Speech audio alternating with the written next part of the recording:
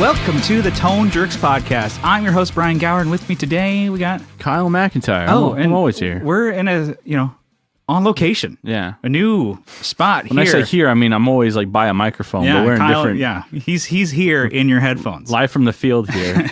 He's working in the fields. Yeah. We are here with a good buddy of ours. I mean, introduce him, Sean Tolley. Hey, what's up? We're at his studio. We're at Clarity Recordings. Yeah, so if it sounds any better, it's probably because of that. It's the room. It's definitely good for the podcast tones. The weird reflections. And the carpet. It's adding to the ambience. People do like this carpet. Yeah.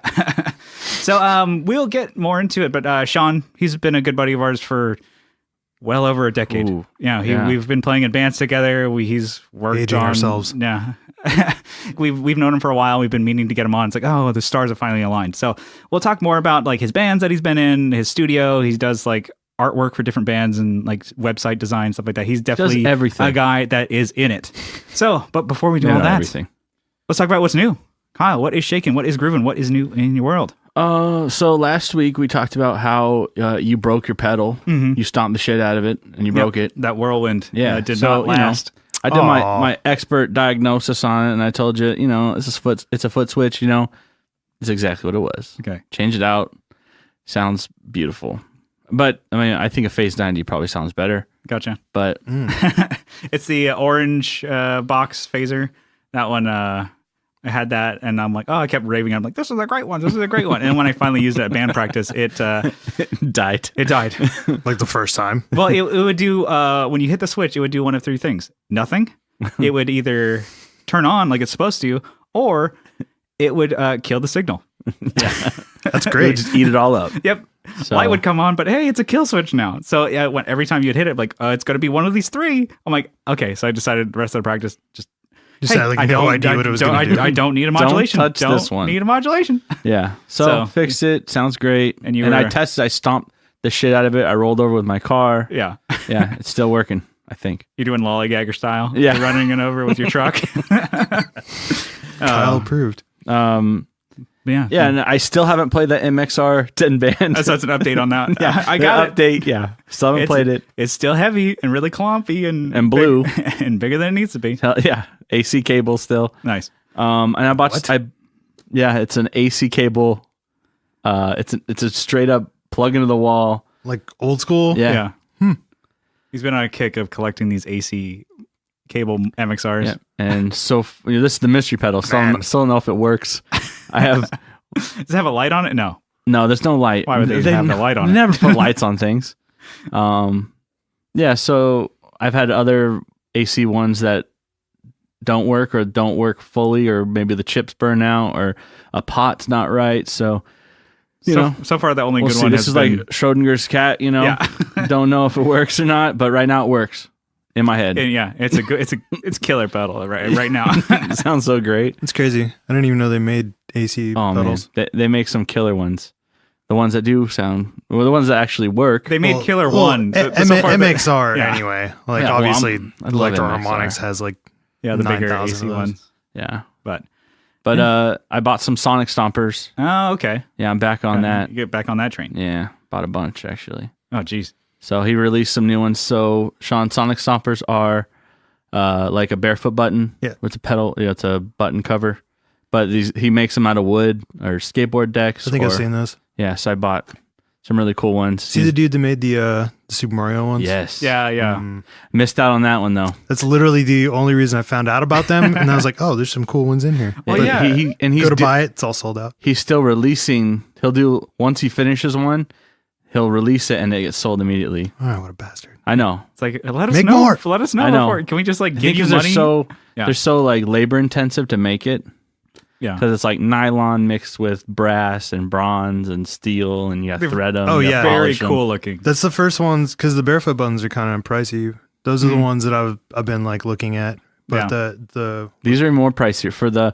It's like 30 something bucks for that one. No, it's more for the really? Mario ones. Really? They're like 50. Oh dang! I'd probably still buy one. What I want to do is get one and then do a custom pedal, either like Nintendo style or just something to go along with it.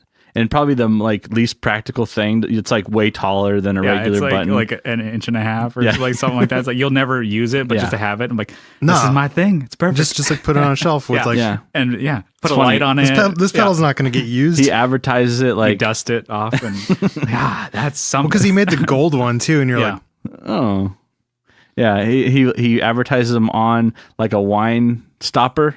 Like I'm like, I mean that's kind of cool too, but I'm definitely putting that shit on a pedal. Yeah. So I got a bunch of those coming in. Nice, very cool. Yeah. Those are the skateboard ones are really. Yeah, are I got my a favorites. rainbow one. Yeah. As soon as it hit online, I was like, bye. yeah. Nice. So I don't get enough updates for that. yeah, you got to be on the gram like a hawk. Yeah. All right, Sean. We'll get more into the nitty gritty, but what's new in your world? What's this week? How's it going? A lot of recording. Been pretty much nonstop for a couple months. Nice. I had like some downtime last year where I was like, oh man, is it going to come back? And then it came back even crazier. I've had like 1 day off a month. Well, that's. Is it today? Yeah. All right. I guess a good not thing. anymore. But you're working. It's not a bad thing to be busy. No, it's great. I've been really fortunate. A lot of cool bands coming in, and just having a lot of fun, like producing, recording people, telling them they suck. Like, yo, do it Play again. better. not the Can you do one, that? dude. Yeah, let's try that one again. You're like, I was feeling that, but let's just do it again. Yeah, I think the two most like regularly used phrases are, yeah, you want to try it again, and are you ready? You ready? You ready? That's pretty good. When you're like telling him, "Are you ready?" Well, I just gave him my all. I left it all on the recording floor here, man. Recording floor. Let's get another one. Another what? Another. What do you mean another what? Another go. I thought it would be more like one more time. That's what you would say. All right, one more time. Yeah. No. It's like Maybe I'll pivot and start using That's that how one. to like make. All right, that was good, but just do it one more time. That's but Jeff, better. Jeff Forrest. He's like, Yeah. "Oh, you're doing great. Let's try it again." Yeah. That's his thing. And you're like, "Oh, cool." And then when you think about it, when you're like, sometimes like we'll do drummers will play there and be like, "Yeah," they're into it. I'm like, "Wait a minute." Sometimes I'll do that to people. Be like, hey, that was my favorite one. Yeah, let's get like 3 or 4 more. Yeah. Just keep going until I tell you to stop. Just like that. Well, I guess it's good because you don't want to be like kill their confidence. Oh, either. yeah. It's like but no, that's cool. But even today was your day off, but you're saying like, I'll be mixing most of the day today before we came in. So it's even a day off. You're like, I'll get some work done. I mean, I tried to sit down and play some video games, but no one's around. So I'm like I'm playing like mostly multiplayer stuff at this point. So I'm no one's around because they all have normal jobs. Everybody's at fucking work. I guess I'll do something. So I'm like, You're playing like sick kids at guess home. I'll mix. Yeah. They're home from school. Just poning a bunch of kids. They're all like, I got my wisdom. Yeah, teeth. I'm poning them. you're like, Right. What are you fucking sick for, you bitch? Come Yeah, on. I'm the one teabagging them. And then Just kidding. Hey, I think your crouch button's broken. Just keeps there it is again. That's what you're doing. That's right in my face. It only happens when you're right over somebody. Yeah. Well, you got anything new, Brian? There we go. I thought we were still talking with Sean. But Jesus. Tough crowd. crowd. We'll get more into teabagging and stuff like that later. But Sweet. my what's new is I'm down. got something kind of boring but also kind of cool from Best-Tronics. Every week, Brian. BTPA hit up Brad for these like custom cables. I was just creeping on their Instagram and saw that they did these things where it's like, you can get like a 9-volt adapter and just plug a battery to it, and you can just like for testing pedals or for like emergency power. I'm like, can you make me a couple of those things? And he's like, yeah, I mean, that's really easy to do, no problem. So like they whipped them up for me pretty quick and sent them out. That was crazy how fast those came. Yeah, like within like a couple days, and I'm like, yeah, it came all the way from Chicago. They whipped them up pretty quick. So like I posted them on Instagram. It's like people were like, that's actually a really cool idea. Yeah. Like pedal builders, like, wait, you don't. Oh man, you could just test pedals out like that. You don't have to like hook up power, and you're like, oh, okay, run like like a one spot or whatever, or like I saw like Shoneswood. He has like a demo kind of thing, like a table that he built where he put like those True Tone one spot things built underneath, and so he can like build pedals and like, okay, let me test things out and whatever. I'm Test a like, bunch of them at once. yeah. Or He's whatever. like, oh, he's like, that's a cool idea. You could just plug a battery up to one. When someone said that some fuzzes work better on batteries. Yeah, I don't know. All right, I've cool. never. If you want that sputtery dying, It's like it's like not as consistent as power or starve something. yeah. And then I've also heard batteries. Pedals sound better. I don't know if it's on and it works, then it sounds good to me. Hell yeah. I've never Using thought it. of like, hey, batteries are the best tone, man. You know, oh, the alkaline or versus lithium batteries. Or I'm like, no, I just like whatever. It's like a thing I saw, and I was like, for me, I saw it was like, okay, convenience. If you have like a pedal that you're just playing, maybe like one that you want to set up on top of your amp. I'm like, oh, cool. This could be fun just to test pedals out and see what things sound like. But also for like gigs, you have like the oh shit moments. You're like, uh-oh, the power went out. I can have just a pedal and just like, maybe I'm like, okay, maybe just your tuner or just your drive or whatever, and just plop that in, power it, your power supply's down, whatever. You can still run through the rest of the gig, just like a pedal. Or if you really had to go with nothing, then you'd be fine. But I'm like, okay, just having that extra battery option. Yeah. And then we've been playing some gigs where I've been just using my FX8 on the ground, and I don't have my pedal board, and I've been kind of missing my DC guitar engineering chronograph. So it's like a little clock kind of thing. Could also be a stopwatch, whatever. Yeah. For me, it's great for shows because like your stop time when you're supposed to end. So when you have those weird ones of like you have 37 minutes, when you're supposed to end or whatever. And to me, I'm like, oh, I wouldn't have to like, okay, get another power supply to run this or whatever. I can just like Velcro that to my FX8 and then just run this battery thing to it. I'm like, oh, perfect, whatever. So a lot of little ideas I got cooking up for this like little tiny, like kind of boring little little cable for How many did you get? How about 3? So we can keep some in a gig bag, Nice. keep some, just on my Put one next to my capo. keep, In my base case. yeah, just like I'm very very much into like when Is you it like the emergency spot? Yes. Nice. So a capo. Kyle keeps one in his base case because I always seem to find a way to forget all 20 that I have. That's happened to me. So So it's like, oh, Kyle, like, oh, I have one in my base case. He's not going to use a capo on bass, but it's I there. have, may I have like try. 7 drum keys in my backpack. So I feel you. Yeah, you're like, I have drum keys, but no capos. Let's put on my headstock. Is there any merchants that I can trade these drum keys for a capo at the show? But yeah, I'm always like the belt suspenders kind of attitude when it comes to shows. What could happen will. So just having backups for backups. I thought it was really fun. So I was really excited to get these. I'm like, oh, thanks, Brad and Best-Tronics. And then I also did a little homework. I did, I borrowed, I borrowed Kyle's Line 6 Pocket Pod. Don't tell everyone I have one. Oh, now It's embarrassing. they'll be coming in droves to like borrow it. I borrowed that just for the kitschy thing to be like, oh, let's test this against a Fractal XFX2 XL Plus, and we'll play a demo right here where first he can hear the Pocket Pod, and then you can hear the same track but with the XFX, and you can hear the difference.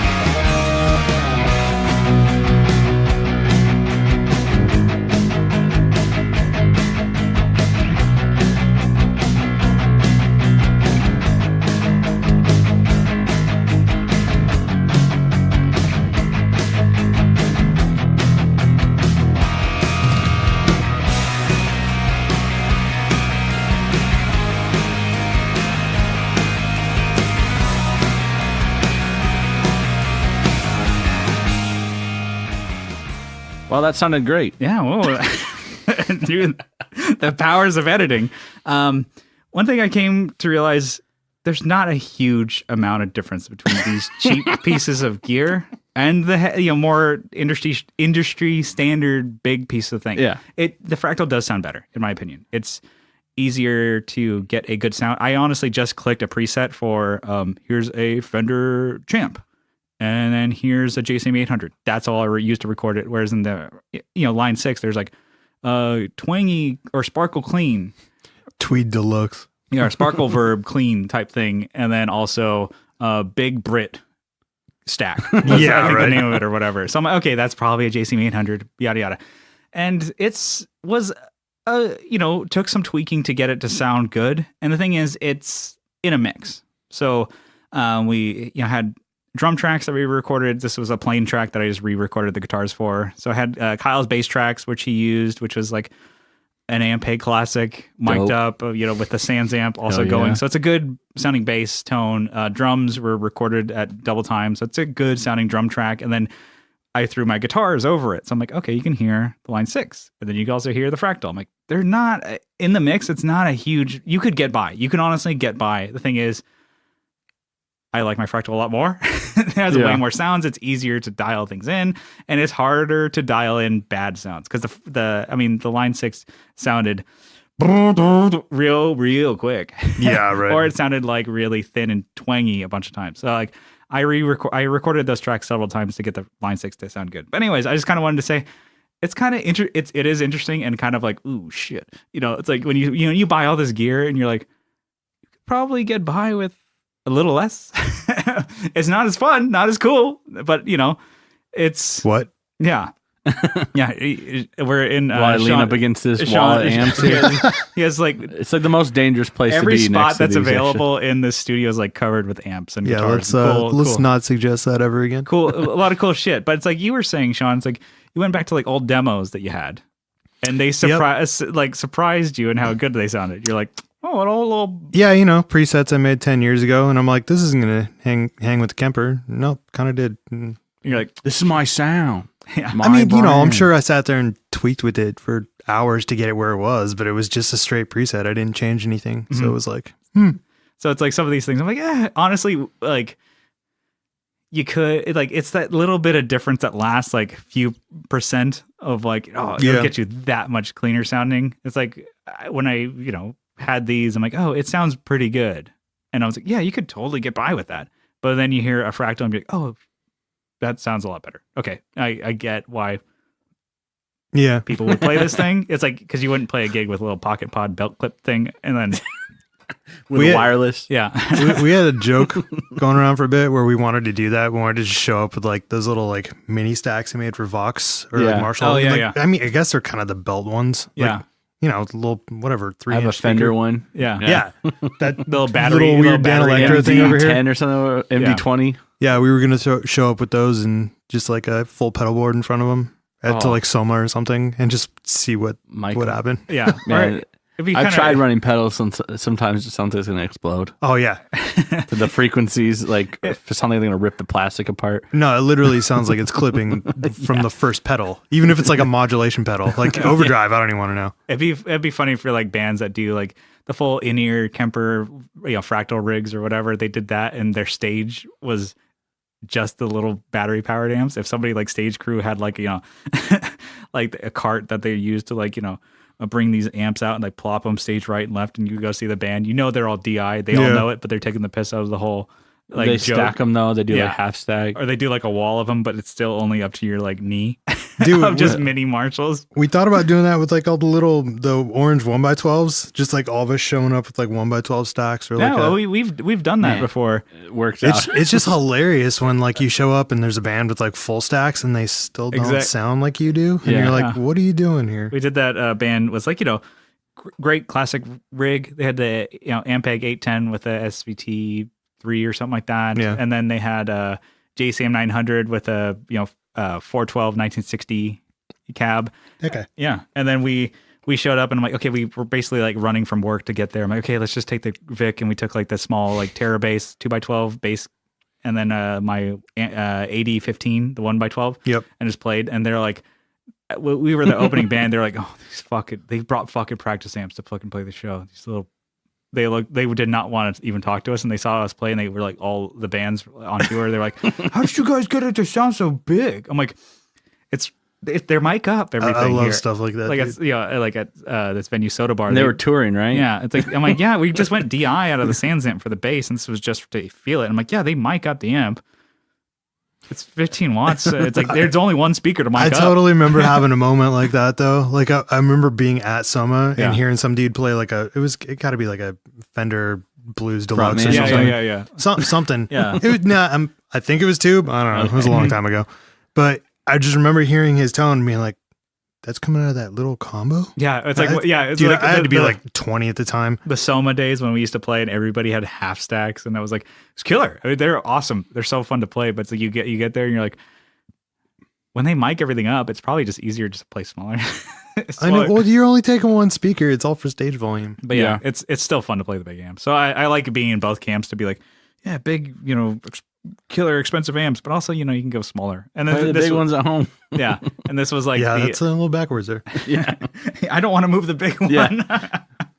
And it's also like this little project. It was like fun to be like, oh yeah, it actually can be okay with the cheaper stuff. Like, it's just like, I guess it's all really how much attention you really want to give it. And if it's just for a demo purpose, I'm like, I know a lot of people do home recording. I'm like, you can just get something like a pocket pod or a pod or whatever, or even just like plugins and just get that. As long as you get a good DI, you can reamp to bigger, expensive, gear and stuff like that at a, real studio, quote unquote, if you wanted to. And so like somebody could take DIs to you and you could be like, oh, I'll just reamp them in Kemper or I do that a lot, honestly. Yeah. And it's like, it's fun. So anyways, it was a little experiment to be like, I still like my Fractal, but you can hear the difference. I'm like, is it, what? Like, Oh, yeah, that's where this started. $1,100 more better? I don't know. Well, and 10 years difference. Yeah. But that was kind of it for what's news. Sean, you mind if we pick your brain a little bit and then we'll hit some topics? Sure. All right. So I guess with a little bit more of a backstory, we've been, like we said, we've known you, I don't know, since 2007, I guess we used to play shows. And then you were also like graphic designer. Somewhere in you there. did one of our first like albums. You did the artwork and like kind of the whole release of like posters and shirts and stuff like that. So you've been like a, creative guy since ever since we've known you. Yeah. You've been in bands, you've been like graphic design, you've been doing the whole nine. Yep. And then I want to say the last 8 years or so, you've started doing a studio as like, this is like something, a venture that I'm doing to like put out. I mean, I think recordings. it started fully when we moved in here, but before that I was still doing like demos and stuff with friends. And then But- recording your own band and stuff. Yeah. Yeah, and I mean, honestly, we were doing Stereo Summer when we were doing that. We were doing a lot of recording up at Dave's house because, man, that was a trip going up there. The first time we go up there, he's like, "Oh yeah, we can hang out in my practice space. It's a room above my garage." And I'm thinking it's a house like this and like a track home or whatever. And we go up there, and he's like, "Yeah, okay, so the code for the first gate," and we're like, "The first gate." And just it was nuts, man. Like we go through this whole neighborhood and we get up there and he's got Is it this. like one of those neighborhoods that's like incorporated with like a golf course where they have like gates going I between? would not be surprised if there was a golf course there. He had a tennis court.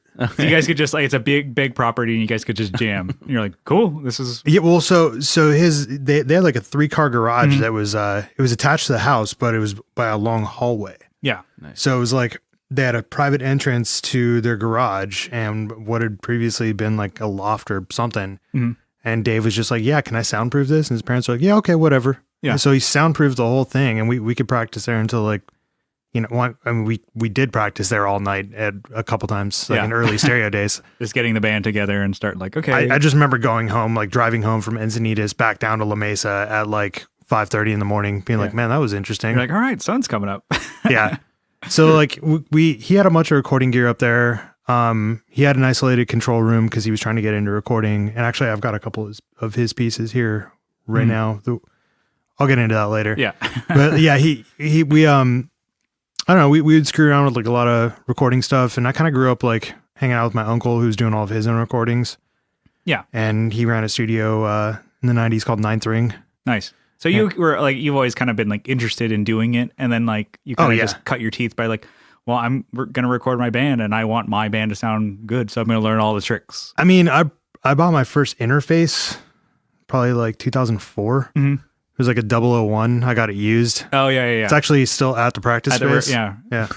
So yeah. Yeah, we're tied in with Sean. We even share rehearsal space for our bands and stuff like that. So anyway, yeah, that's pretty cool. So it's like, were you the one kind of like, like, hey, I'm going to kind of like take control. It was like, okay, I guess I'll back things up a little bit. So Stereo Summer was a band that you played guitar in and you also sang. Yep. You kind of did probably like a lot of the songwriting, or like with the guys, you kind of like... I mean, I would say I probably did like 80-90% of the songwriting. Yeah, and then like everything kind of just, how it is. It just evolved from there. Yeah, and you got everybody like adds their own flavor, their own sass to it. They put yeah. Sometimes Dave would come up with stuff and I'm just like, I have no idea how you wrote that. Yeah, so that kind of like pushed you to be like, oh, well, let's record it and let's do that. And so you started doing demos? And was that your stuff you released right away, or was it just for yourself to like learn the songs? Back in the MySpace days, we there we go. The best. Yeah. I think we released a couple of those demos just like for the hell of it. Just like random stuff wound up being on the player. It wasn't even full songs. It was like, here's a clip of a new song or whatever. Yeah. Just to get on there. That was like the first thing. It's like, just get a song on there so we can have like a cool MySpace page. That was our thing. Yeah. And play right when you open the page. Yeah. Just blast. I know. Wait, why is mine so quiet? It's not mastered. Yeah. Well, and like back in the day, you're like, I don't even know what that means. Yeah. Right. I was like, oh, just turn the volume knob up.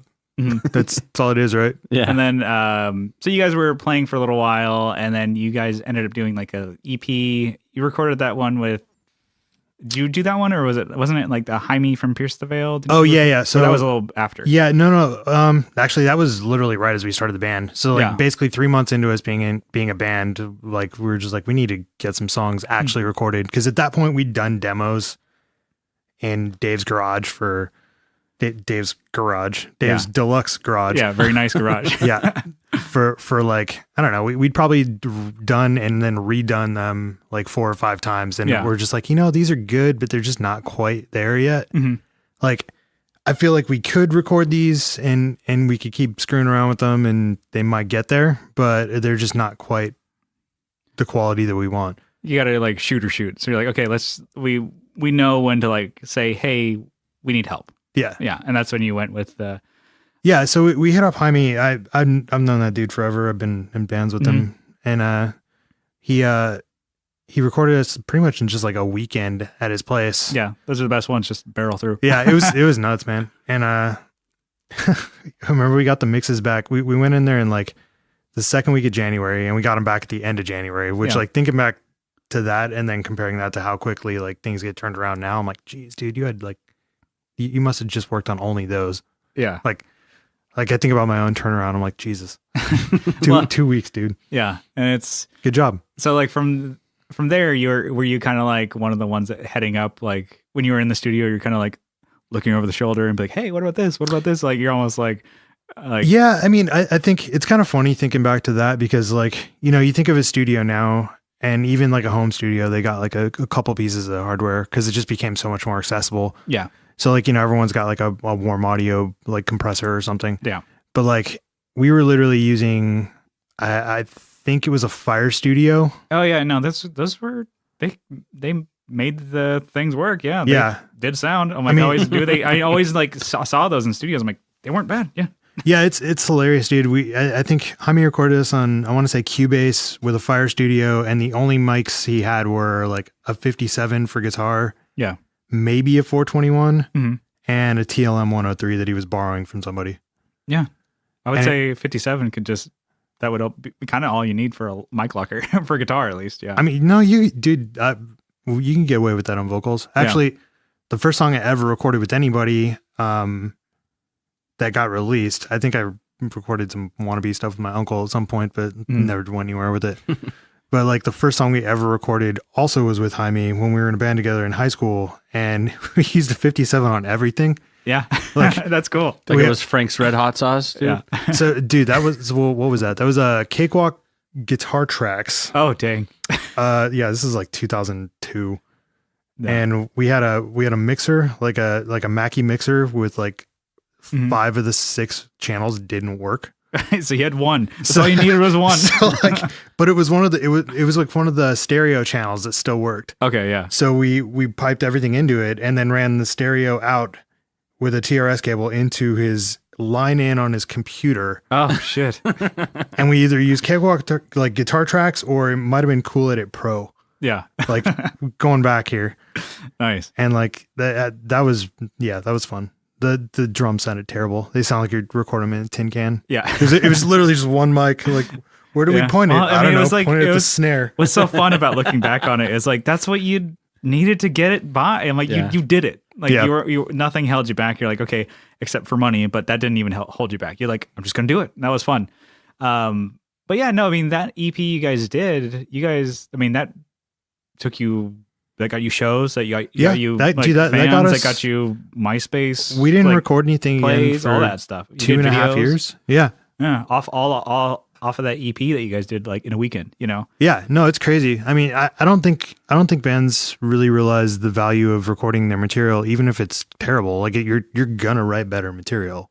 Yeah, because it just like it gets somebody to like, oh, you can tell somebody about your band all day long, but you're like, listen to it. Yeah, I mean, dude, like even if it doesn't matter how old you are. Like even if you're terrible, you can just be like, well, I don't know, what'd you do with your weekend? You went to your job, and I made some music afterwards. Yeah, you had something tangible at least to show people. No, that's cool. And then so you guys played around for a while. You guys did a lot of shows, Southern California, and you guys did a couple of runs, right? Or yeah, we did like a couple of mini runs, like a couple in the South, and then we played a bunch of shows like up in like whatever mid Northern California or whatever. Yeah. We didn't really break out too much beyond that. Mm-hmm. I think surprisingly, we probably have more success today, like now, with like random playlists picking up our songs on Spotify. Yeah. And that comes with also like your guys' next recording you guys did. Not to say that the EP wasn't good, but it was a big step up. You guys did like your next, like, was it Friendships and Vengeance? Yeah, that's a mouthful, darling. I don't know what I was thinking with that one. Friendship. Yeah, I like that one a lot. That one was big sounding. I loved all the tones on that. Yeah, we went with Brent Clausen. He was the bassist, I believe, of Bullets and Octane. Mm-hmm. And he had crazy amounts of gear.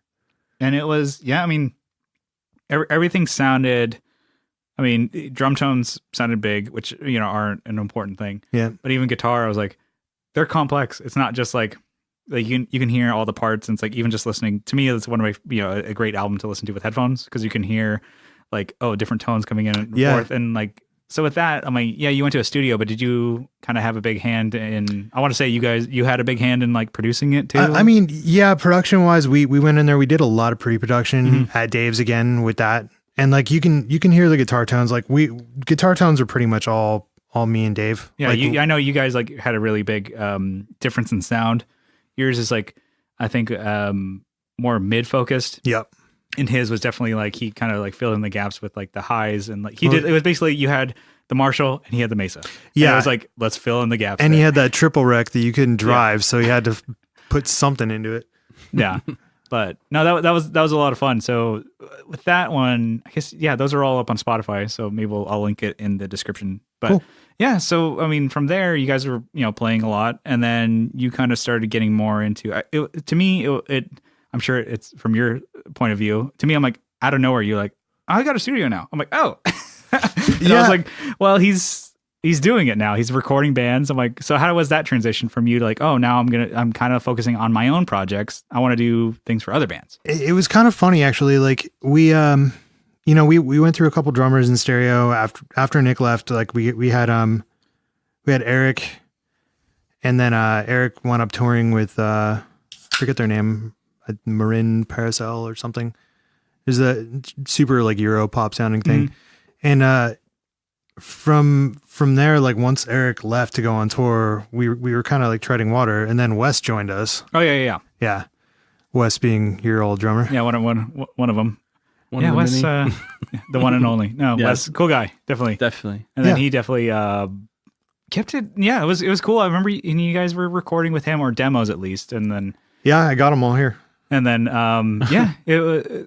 so from there, that I think that's when I noticed. I'm like, oh, so you guys were still doing stereo with Wes, and then I'm like, oh, okay, you are recording your own demos. And I'm like, this sounds pretty fucking good. I'm like, and that's when you kind of moved here, and And that's what you were doing it? Yeah, that was And I pointed here, like anybody can fucking almost see my hands. Yeah, right. This studio here. What do I do with my? Anyway, that was like 2012, I believe. Yeah. Like, so yeah, almost to the date actually. 7 years ago, June 2012. Yeah, nice. So we moved in here, and I mean, initially it was both me and Nick, Nova, the bass bassist player, for sure. Yeah. So initially, both of us were just kind of like pooling all of our gear, and I had a ton of random I had a 003 interface. Yeah. And like just some random stuff. And Dave was like, "Hey, I'm no longer using some of this other stuff. I've moved on to bigger and better," which he had ironically purchased off of Brent. Yeah. So it's like slowly we started acquiring all these pieces. Yeah, of keeping like, it in the family. Yeah. Yeah, it's all the crazy. gear, yeah. So like again, doubling back to that, I have 2 of those here now because Dave moved to New York and was just like, "I'm not really going to be taking these with me. So you want to do something?" Yeah. So it's kind of cool that I have 2 pieces of that album that like really helped shape my big push, I guess, to record. Nice. We got in there with Brent, and I was like, I think I could do this.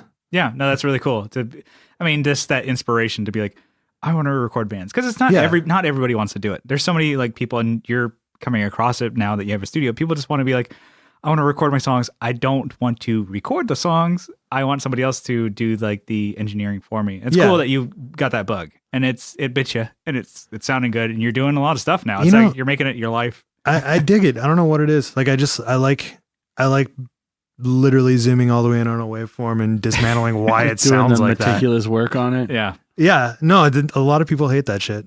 I would say I'm kind of at that point, but I would never want to do it for anybody. Only myself, selfish my bands, bastard. and I guess the podcast. That's it. But no, it's cool that it's something that you really enjoy, and it's like, I know you're a guy. As a guitar player, you're really big on tones, the guitar tones. And it's not even just like tones, like as a buzzword. It's like with a Z. Yeah, it's like you kind of have to. As a guitar player, a lot of people like. There's some people that don't care. Yeah, you've probably come across those people like, yeah, just gonna play it and whatever. You kind of do what you got to do. Yeah, but, you're a guy that, as playing in bands, you gave a shit about your sound. Yeah, and then now as like an engineer, you're like, oh, I have an ear for that. You kind of almost found that gift, or like something that you will feed, and you're like, yeah, it's fun. And then now you're like, people will come in and actually like pay you money to do it. Yeah, and I think that was kind of like, I feel like that was the one thing people always said about stereo. They were like, your guitar tones sound really good live. And I'm like, I found these tones in like 2003, 2004. Like, I just know what my amp does. It's definitely like when somebody says that to you, it's great. And people are like, it's not awkward. Don't like feel embarrassed to say that to like any guitar player, bass player. If you like the way they sound, be like, hey, I really like your tone. And people are like, they'll be like, oh my God. Thank you so much. I'm touched. I think you love me. You really give them a Sally feel. I'm sure you guys commented on it at one point, but I think I said something like that on Facebook. And Josh Cass, I don't know if you know him. He comments. He's like, yeah, that's what I tell people when I just don't know what else to say because they were kind of shitty. Oh. And I was like, oh, thanks. Thanks, buddy. It's still good though. It's still, hey, I'll take all it. those wrong notes. Yeah, he but was like, no, great. but you guys have good tone. Yeah, I was like, yeah, no, I see what you're doing here. Looks good on you though. The old Rodney Dangerfield. Yeah, I wanted to ask you like more like about your like bands. Are you like in a project right now currently? Because I know you've been kind of like in and out, and you've done touring with like bass for different bands, and you guys like been up and down the coast, and right now you're kind of like maybe with everything you got married, you got your studio, and you're working on this, and like maybe you're like, okay, it's been a busy couple of years. Yeah, you've been kind of all over the map. Congratulations, by the way. Oh, congrats! Thank you. This is like applause sound. Yeah. Yeah. So I mean, it's cool. You're like, you've been busy, so it's not like you're just like sitting on my laurels. Yeah, right. You're like, so. But you had mentioned that you're like, oh, I'm kind of working on some projects. Is that like something that's? I mean, it's kind of weird. Like still a fire that you're like, it's not dying yet. I'm just I'm busy. Dude, one man can only do so much. It's one of those things where like you get to the end of the night and you're mixing someone else's music and you're like, man, I could really write a part over this. Like, it's not my song. Yeah. But like, I could really write a cool hook over this. And then you're like, they get it back. I'm like, where's all these guitars and background vocals coming from? I've snuck a couple. I was things getting you with a bunch of different other mics, and then it was the overtones, man. Ran through a phaser. You know what a phaser is, right? Yeah. That's what it does. Oh wow, it sounds like that. Thickens your It tone. sounds like a different part. So they no, that was you, man. They take that and run with it. Like, yeah, no, that's what a phaser does, dude. What was that weird line 6 pedal? The line 6 FM4 where it just had like a bunch of random filters and stuff like that. Yeah. Yeah, I was like, no, I just put it through the FM4, dude. It just kind of did its thing. Yeah, FM. You ever heard of FM radio? All the big a bunch line of voices 6 on the pedals. FM radio, dude. That's what it is. I'm like, shit. Okay. All your tone comes right from this thing, right here. Yeah, I just put it through the Kemper and it made its own personality. Yeah. Does anybody know what a Kemper does? It knows what your song needs. Yeah, It's so smart. You just turn that on. It's not even plugged into the guitar's not plugged in. They're Just like the lights on. they're like, oh shit. I'm just gonna record the profiling sound Yeah. and put it in someone's music. Be like, dude, what's up with this modem in here? It's like, well, the Kemper knows what you need. Yeah. Anyways, back to your No, let's not do your that. band. I know I'm trying to drive this. I'm doing shittily. here. Yeah, I don't know, man. It's one of those things where, like I said, sometimes I'll sit around and write stuff at home, and I think towards the beginning of the year when I had a lot of downtime, I was like, man, I really need to be on stage performing and doing something right now. And I still feel like that, but it's one of those things where, like, if I'm busy enough, it's not really like a pressing need, you know? Yeah, it's like it'll be there. Yeah. I mean, there's the venues, people to play with, so it'll happen when it happens. But I know a couple people. yeah, when recording is a thing that you're like, okay, well, I'd rather be inundated with that, and work. Like, I'll give that some time, but your bands, you're like, always work. I'm sure you're always writing music and stuff. Yeah, like that, yeah. right? I mean, dude, there's so many demos in there. Like, I have a I recorded them with a Line 6. I have It's a Pod XT. I have Line 6 pod plugin. That's all. Into a spider. Pod Farm. Oh Yeah. my God.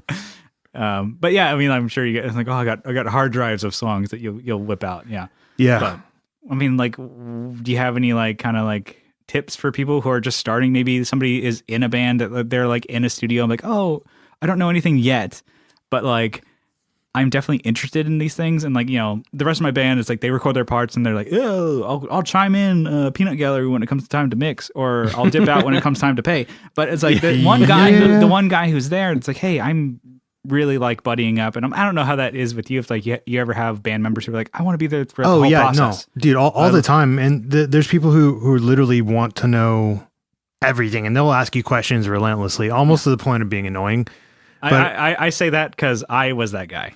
And Right. I was always bugging a buddy of ours, Roland. I was always bugging him and picking his brain. And luckily with him and like Jeff Forrest and even you, we've tracked before and stuff like that. I've asked you questions. You've given me Middle finger. No, I mean, even like you've given me advice. Like I was like, when I was first tracking like my vocal waveforms, they were just, hey, we're a little too high here. a little bit, yeah. But you're okay because they're not peaking and like, distorting, but you're pretty close. Yeah, right. And I was like, where should I be? I'm like, you should probably be about like -6 Yeah, at the yeah. most. And like, because you can always boost things up later, but you can't bring things down. I'm like, for me, when I was younger, I was like, oh shit. Like a friend, like just giving advice. I'm like, those, I'm sure that you have those people that are in your studio. I'm like, hey, I'll tell you about whatever I want, but it's like, I think for me, it's kind of like, I kind of have to gauge how serious they are before really getting into a conversation with them. Because it's like, sometimes you can get into a conversation and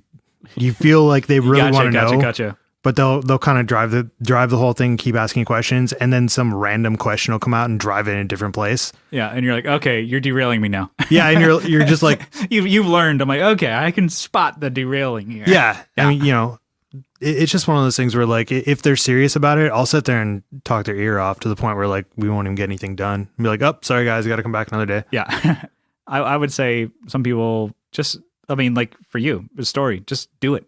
There's nothing holding you back. You found out things to do and like, hey, what's going to hold me back from recording? Nothing. We'll just figure out the cheapest, shittiest way to do it, but we're going to do it. But you learn the whole way. You learn by kind of sometimes making mistakes, Oh You're yeah, like, dude. I mean, and you learn. It's as dumb as like I said, like, when we started tracking with the 001, for instance, like we recorded a bunch of completely random stuff. Like, I don't know if you guys remember it, the Malaysian Bat Experience. Yeah. Yeah. Like we recorded that stupid Boys in the Hood cover that everybody loved. Gotcha. Yeah. That was, And it was like, dude, we did this in my apartment living room. There's no treatment in here. There's a freaking, if you listen closely enough, you can hear a fish tank going off while the acoustic guitar is going.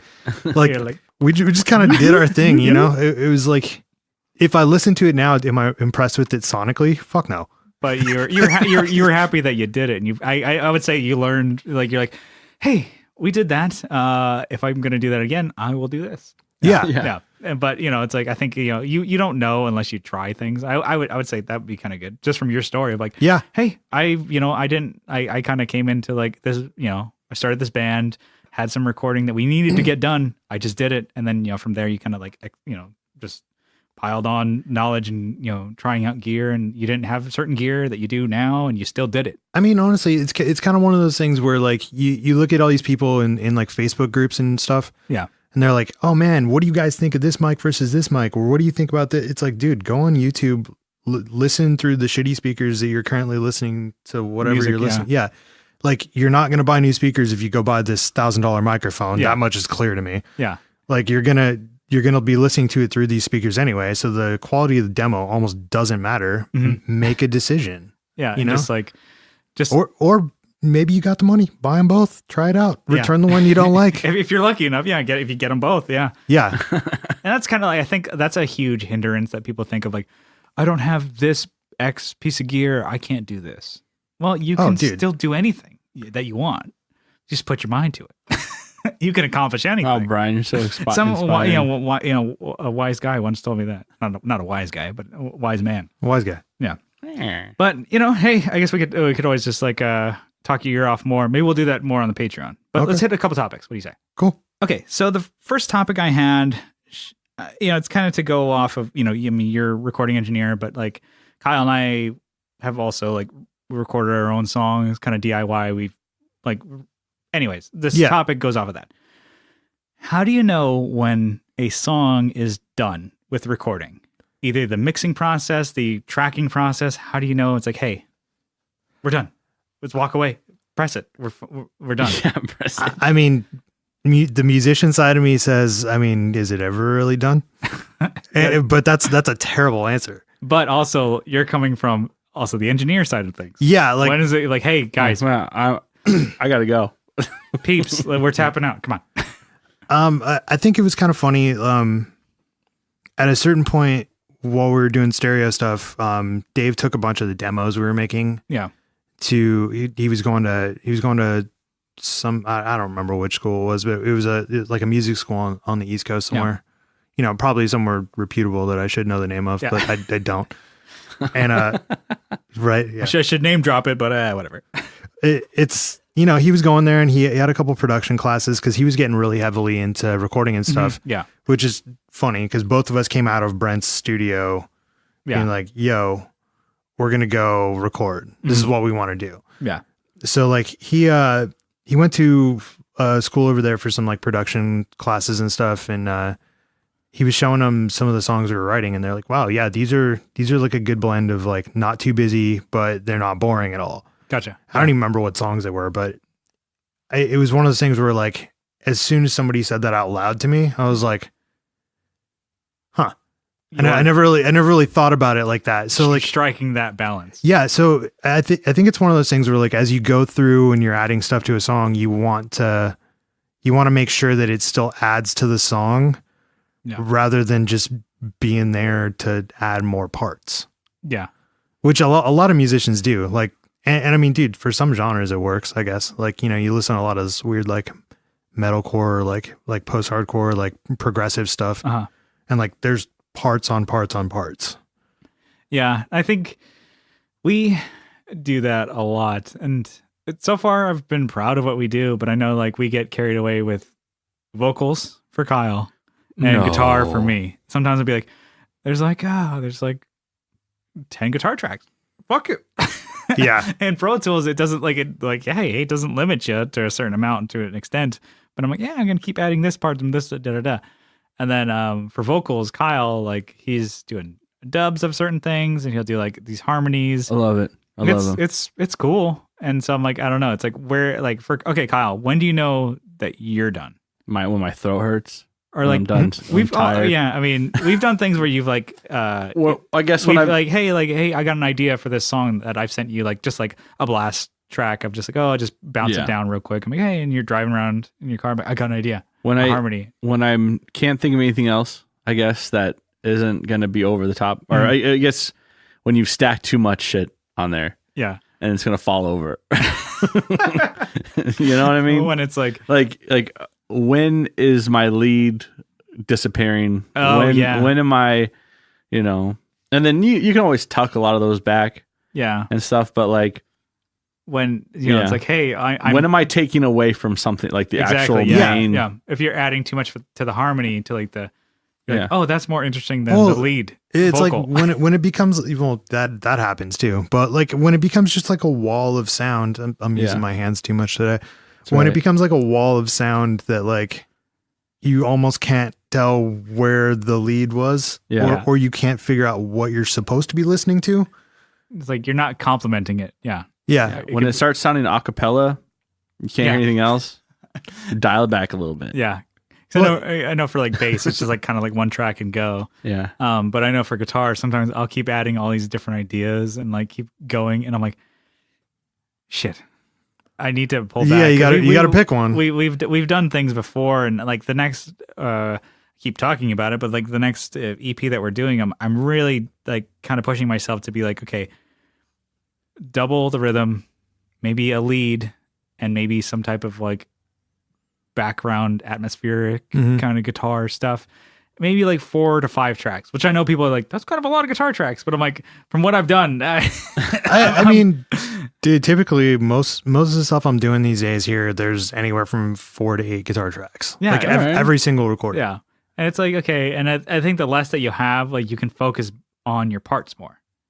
It's like if you have less guitar tracks going on, you can focus on your main guitar parts being more interesting and carrying the weight a little bit more. Oh, It's yeah, like, yeah. hey, this is like, you know, your rhythm track is actually more interesting than, or needs to be more interesting than just like, hey, we kind of just have like, here's your blocks of chords and then stack shit on top of it. I'm like, hey, your rhythm is actually going to be maybe locking in with the bass and drums more. I'm like, okay, cool. Then that's more of a unit. And you do like a sparse lead over it. I'm like, I don't know.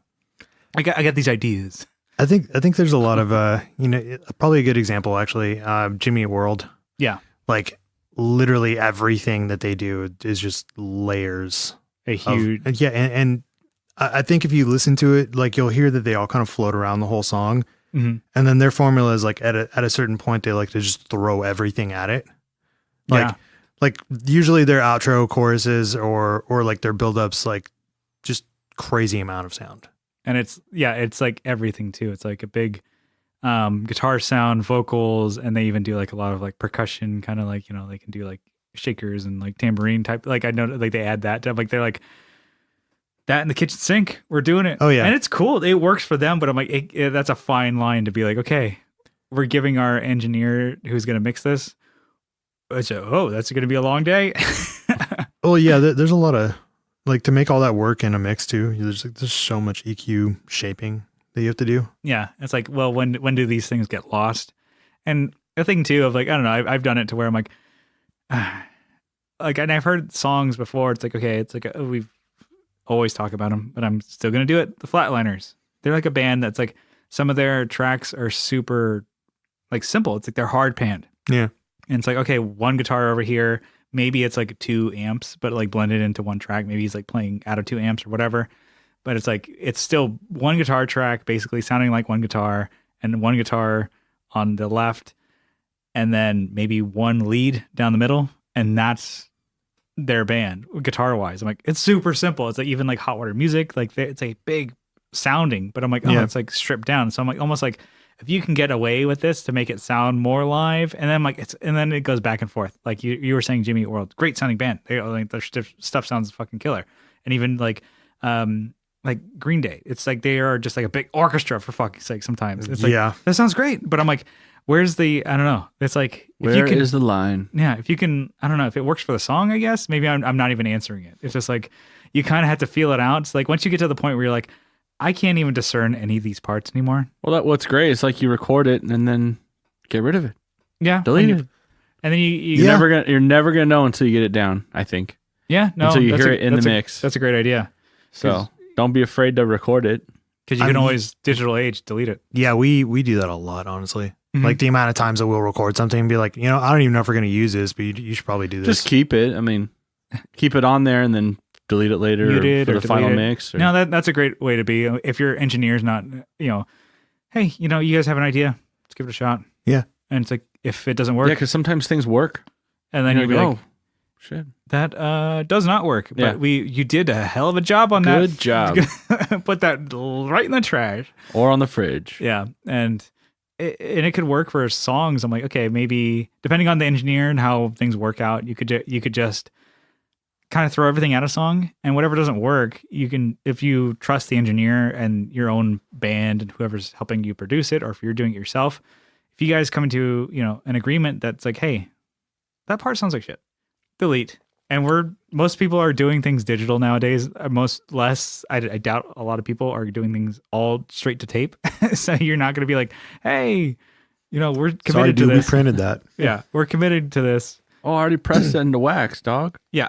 So we can be like, hey, well, just it sounded good. It was a cool idea, but it didn't work. And I think that's kind of that's kind of the beauty of digital age now. The digital domain. Yeah, you can give it a shot. If it doesn't work, cool. But if it does, hey, that might be a secret little sauce. I mean, dude, every once in a while we'll hide a part that like we hate, like the way that it fits with everything else, and then you'll go record some vocals, and you'll come back, and it's like, this kind of works now. Oh, it popped. Yeah, yeah. Maybe you're hearing the vocals in your head or whatever when you were thinking of that track or whatever. Yeah, or like there's like some sort of like implied melody or something that was going that works with the vocals now. It didn't work without it. Oh, that's very cool. Yeah.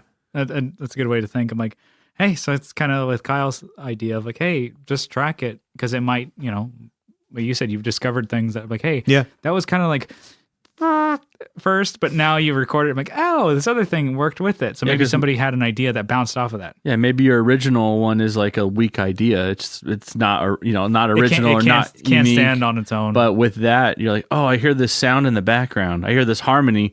Let's try it out. And like, oh, it works. Or I can't believe I did that. Yeah, a lot of the way that we work, I get how we do. You know how we do. And in playing, I get my main I get my main vocal down, I dub it, and I tap out. He backs out like Homer. And then like through the hedges. And then Kyle kind of runs with the vocals, and I'm like, so he has ideas like runs literally. Yeah.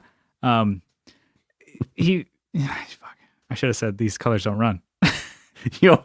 I'm gonna edit that in. No, it's I don't know. It's fun to hear that, and it's like with your own band, it's like, okay, maybe you guys go back and forth with ideas, or even just like as an audio engineer or producer, you can be like, oh, I have an idea. Well, they have an idea. Oh, you can go back and forth. I'm like, okay, I do my lead vocal line that sometimes Kyle, he's like, he'll hear it a bunch of times. I'm like, I don't even know what you're saying. So I send him. I had to text him the fucking lyrics because just the way it is. That happens. Just the way I'm like, no, I got hamburger with cheese. What is that? Like I'm singing as clear as day to me, but Kyle's like, I don't even know what the fuck you're saying. And I'll text him like, oh, that's what you're saying. That makes way more sense than what I thought you said. But I'm still gonna sing the background with what I thought it was. Hamburger, cheese, Swiss made. I've done that. Like we'll come in and be like, hey man, you got like a lot deeper voice than any of us. Could you come in and throw some backups on this? And I'll just come in and sing what I think the lyrics are. Oh no. And then I'll come back in and I was like, this doesn't sound like what you were saying. They're like, no, it's not what we're saying at all. Get out. Oh, this is my place. You okay. Well, we're gonna rewrite those now. Yeah. I like that line better. It sounds like you're reading a McDonald's order. Yeah. Or yeah. It's even with like lyrics. I'm like, yeah, could you try like enunciating? Oh yeah. Dude, that's like the worst. Yeah, it's like, does this song come with like subtitles? Because I can't hear what you're saying. Subtitles, dude. It's in English. No, I know, but I need the subtitles. Or like even then, like you're like, hey, I want you to change this vowel sound here to like not what it's supposed to be. Like you're just like suggesting random stuff, and they're like, what? You want me to pronounce it like what? I can't even think. What? Yeah. What? Like, it's like the me versus May thing. Yeah. Like stuff like there's like random phonetics all over the place. that happen, and they're just like, "Ooh, is it going to make that much of a difference?" I was like, yeah. Yeah, because I don't know what you're saying. I have no idea which, or it's like too harsh of a sound, and you're like, All right, Tom DeLonge, clear those up a little bit, please. like, yeah, or like even Yed, yeah. the yed, dude. Yeah, jeez. Do we want anything to add to that? It's like when the song's done, how do we know it's done? You'll know it in your heart. Yeah, once you know, you know. No, How do we know? How do we know the topic's when you're done complimenting the song? You're done. Yeah. I mean, I'm pretty sure I chime in all the time with people who are tracking here. I'm like, yeah, I don't know if it really needs that part. Or it's like, I deleted it on accident. I mean, sometimes it's again. because it genuinely doesn't need that part, and Yeah. sometimes it's like, well, you tried this like a dozen times, maybe don't do it anymore. like this idea, or yeah, I guess if you Yeah, have an idea if that you're you actually repeating can't the get, you can't add. Because the last album that we did, I had these like parts that I was like, oh yeah, I was getting like, I wanted to get a Leslie sound and like parts to make it sound like an organ, and so I had the Strymon Lex that I was using, and it's like, oh, this is kind of cool, and I was adding all these different things. I'm like, trying to make it sound like a Leslie keyboard, and then so I brought it to Double Time when we were mixing. I'm like, you have a Leslie, right? Can you play something? He's like, yeah, because he heard the part that I would try to record. He's like, no, I can play that better. And so and Jeff's like, yeah, because I kept on adding more guitar parts to like 3 or 4 tracks to make it sound like a Leslie thing. He's like, no, I'll just play it. And so that's how he knew. It was like, hey, these ideas you had, they were cool, but I'll do it better. Or it could be just like, that's a cool idea, but it doesn't need to be there. So it was kind of Jeff saying like, all these little ideas and like the, I was trying to make it sound like I was playing a keyboard, but with a guitar. I'm like, and then he was just like, no, I'll just play these guitar parts on the Leslie, because it'll be a real Leslie with a big ass box spinning speaker. And that's what it did. And it sounded great. I'm like, because it was just one track and then like more simplified. I was like, you took exactly what I was trying to get across and made it work. And it was way more simple. So it's like, I don't know, just taking the idea and maybe simplifying it. So maybe that could just be like, oh, changing 2 parts to make them complement each other, or just changing one part that you were trying to add. or like combining them. That happens too. Yeah. Another thing I would like to add is if it's like something you're going to be playing live, you might not want to be recording all this crazy stuff over it, because it might not be the same song when it comes to live. Yeah. So, And if it like is going to, if that part is going to be the star of the, I don't know, the chorus or the bridge or whatever, then you might not want it there. yeah. Yeah. Because you can't replicate it live. I feel like I kind of bounce back and forth with that whole philosophy though. Like I feel like sometimes I'm like, yeah, no, you can't do this live. I wouldn't do it here. And other times I'm like, it's supposed to be a different performance. I don't even care. Yeah. Exactly. Yeah. Yeah. Well, I mean, you got to play it by ear. I mean, yeah, does the song need it? But no, that's cool. I got another topic for Terrible. you guys to chomp on. What do you guys say? Okay. No, yeah. All right. So Sean, you had mentioned, you're, eventually going to get back into like gigging again with a band and like playing shows and stuff like that. Either maybe you join something, maybe you start your own thing. Who knows? Who knows? But a topic I had off of that, how do you know when your band is ready to perform? Are you ever ready? Like what things do you have like in your mind that you're like, okay, I need to have like certain songs on my set list. I need to have like, merch. I need to have whatever. We need to like be this level of performance. So what are those criteria? I feel like, how do you know you're ready? I feel like for me, people have kind of said that I'm a little militant about that. Mm. God. I just get that a lot. Yeah. One Just of those guys. Yeah. I'm just like, yeah, this isn't ready. Like, I had a couple bands that we started a few years ago where like, it literally took us almost a year to play our first show. Oh, dang. Yeah. And the whole time I was just like, yeah, you can't pull that off yet. We're not there, Yeah. I mean, dude, sometimes it's me, that happens too. Like I write some crazy thing that, oh wait, I have to sing backups over this. Yeah. Or it doesn't like pull off certain parts, or you're like, oh, I'm like playing this guitar riff and I can't sing that part. Yeah, dude, all the time. Like that, trying to get that muscle memory to go. Like it's like one thing if you're not singing and then you're singing over it, and I'm just like, my hand doesn't know what to do. I can't do this. Yeah. I quit. I mean, that was definitely something a lot more when I was younger. Now it's kind of just like, all right, you kind of get the drill. Like do what you're supposed to. Yeah. Well, I filled in for a couple shows with your band, and it was kind of like, maybe just because I was with the bass, and he was like, he kind of gets it. It's like, okay. when I played, you're like, hey, Brian knows what he's doing. He's okay. He's bass. I mean, yeah, that kind of happens too. Like you get certain people you play with where you're just like, it doesn't really matter if everyone else is, screwing up. Like at least as long as you, or it could be maybe you got like three-fourths of your band is like, or genre specific. Maybe it's like, oh, okay, like punk and rock can be a little loose, loosey goosey.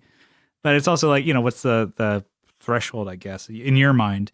Like I know Kyle and I, we've had different members play with us. We've had different people like, fill in for spots. It's like, or even like we took a break, when Brian had his kid. And so we like took like extended break and like, hey, family is important. So it's like, hey, let's take a break. Let's get back into shows. I would say for that one, like we're trying to get back into playing again. So Kyle, like for you, I'm like, maybe it's like after taking a break or having a new drummer play with us. Like, where do you feel like we're ready? Is it the deadline of the show? Yeah, it's like, show's at 8 p.m. That's what we got. got. We gotta be ready. We're ready. Gotta be ready by then. Yeah, we better be. No, I would say it's like memorizing parts. Or it's like it's really the feeling when you're playing. If you guys can lock in. If I can like think about other things while I'm playing, like grocery lists, dude. Yeah. And I'm like, man, and not if I'm like worried about like, okay, so this song is a C to D to okay. Oh yeah, even So, like new songs too. Yeah. Yeah. So, we have a couple new songs and sometimes you're not exactly there on a couple of them. But, like you said, like we have a show. Maybe that's the deadline. Like, yeah, because I've had it where I did really well. And I've also had it where I'm like, I thought it was great. I thought I was ready. And then up on stage, you're like, what is this song started again? Oh, dude, totally. Uh-oh. Yeah, no, I've been on stage a couple times and been like, this was not a good choice. this song is not ready, dude. I have made a big mistake. Sometimes that, like, not a whole lot with like our original songs, but when we do a cover, I'm like, oh man, I memorized the lyrics all day today, and they're all gone. Yeah, they are all gone. Yeah, I'm gonna hum it and play my bass really loud. Yeah, I would say to take off of like that. It's like once your band is more. I know that this is more just romanticizing established. It. No, when you're romanticizing it, but once your band is more like a unit, you guys can all kind of work together. It's like if things are going to happen on a show, drummer might drop a stick, something might happen where like, I don't know, it's like stuff's always going to happen. It's something like could drop a pick or like miss a part of the, maybe I'll miss the vocals, but Kyle can pick up, singing again, or like the drummer knows like, hey, I missed this part, or like I'm going to stop here. Misses that thing. I'm like, but you guys can all go together. Like maybe like, hey, we all know like, hey, bass, he missed the vocal cue to start, but we all know like, hey, let's give it a couple times, and Bring then we all town. look back and we're like, we know what was supposed to happen. Give it like that chord progression one more time, and then we're coming back into. That's always fun when you're playing to a click, though. We don't do that, luckily. Yeah, you're playing to a click live, and you're like, I hope he finds his way back here. Hopefully, he comes back to us. I guess that's weird too. It's like because you've played in bands where you played to a click. I'm like, is that kind of like if you all know when something's wrong? Do you all like say if it's like happens to be the vocalist? You guys just like we're all keeping on this. Oh yeah. No, if the train's leaving the station. Whoever's off, you attempt to make eye contact. Is it better catch them?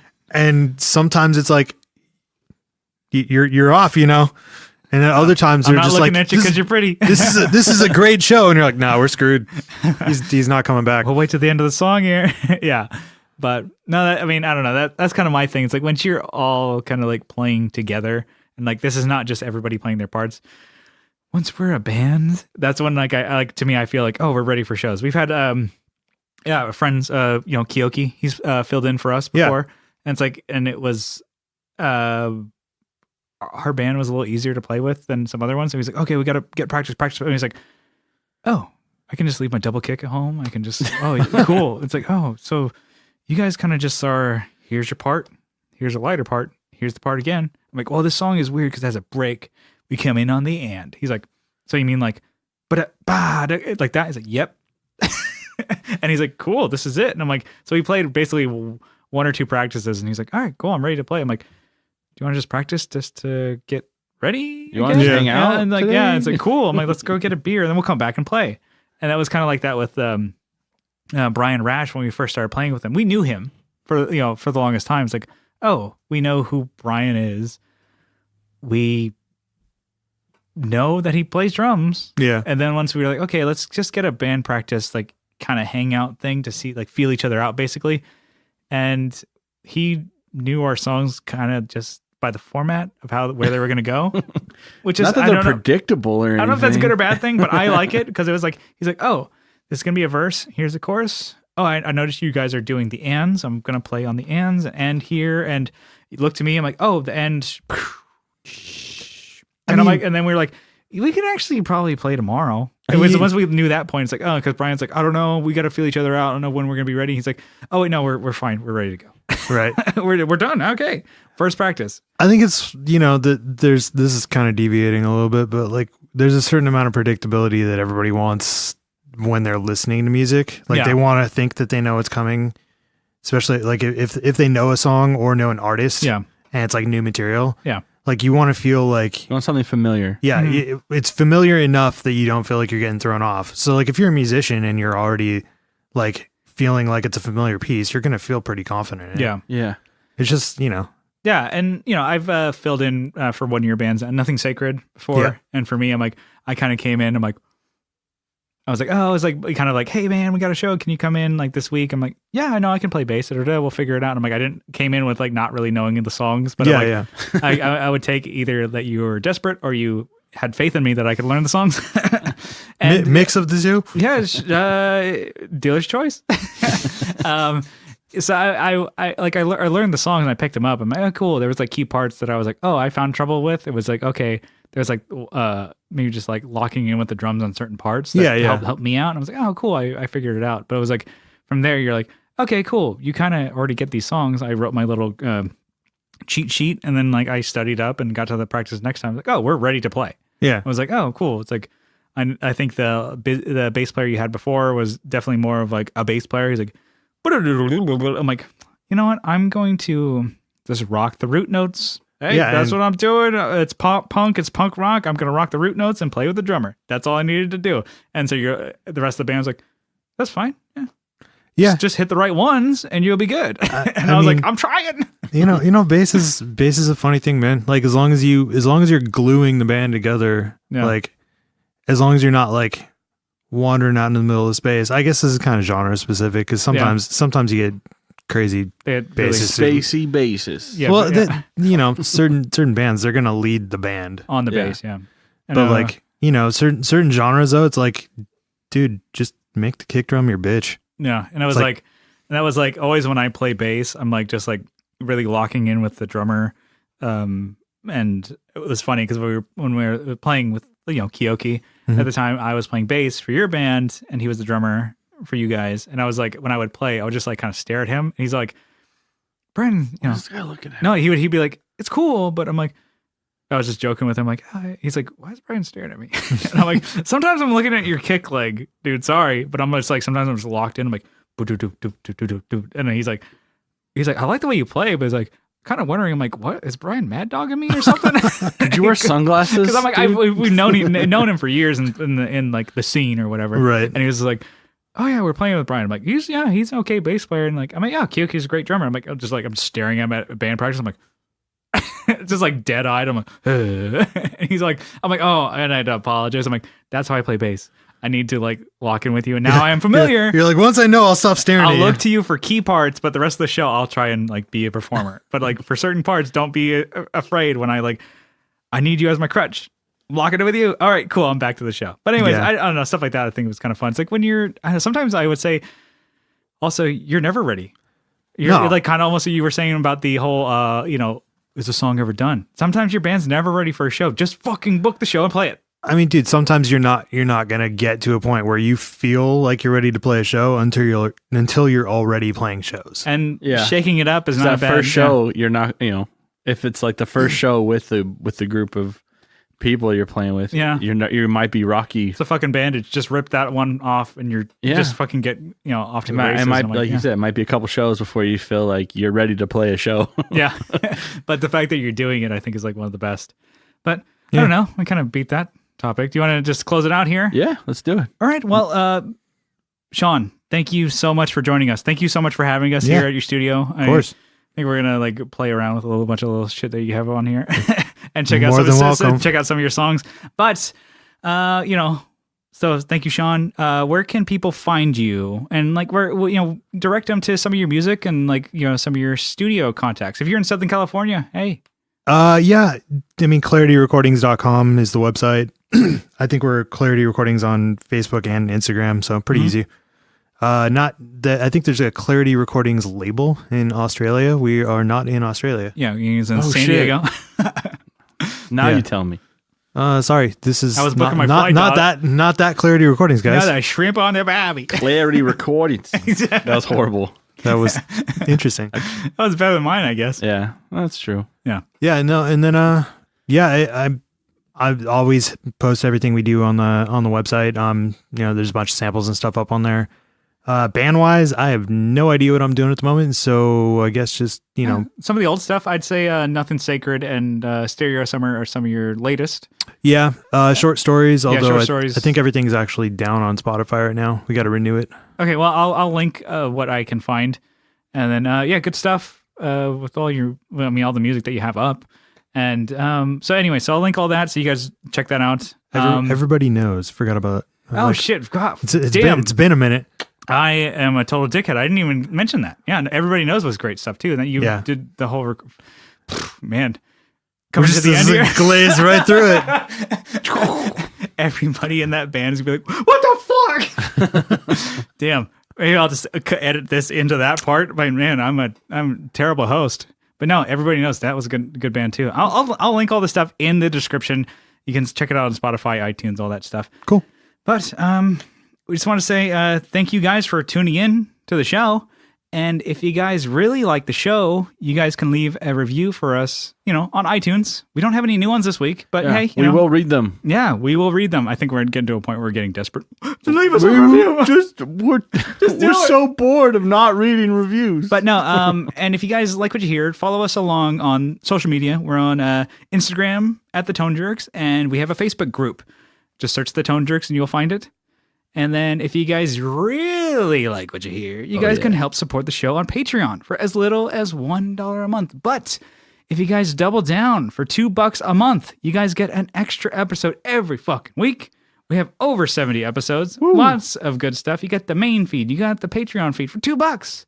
$2, though. And just for supporting the show, we're going to read your names out. Give you a huge shout out. Kyle, you have that list. Give it to me, baby!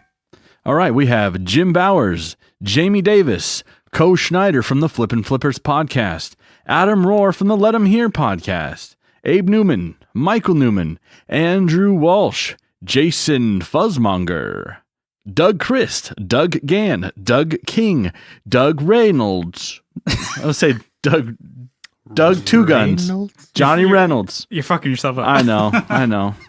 Good bit though. This is cool. I'll work on that next time.